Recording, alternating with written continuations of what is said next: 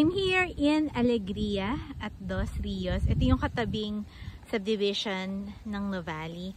So, ang tanong sa akin ng client ko ay, marami na daw bang nakatira dito? So, syempre, mas maganda, ipakita ko na lang sa inyo sa video. So, ayun, zoom in ko lang. Ayan yung main entrance itong subdivision. Then, ito yung phase 1 and phase 2 ng Alegria at Dos Rios. Yan, may mga iilang bahay na. Lahat po ng bahay na nakatayo dito now ay 2 floors.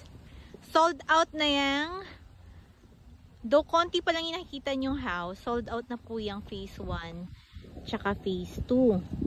Ang may natitira pang lote dito ay sa phase 2B, which is katabi ng ng clubhouse.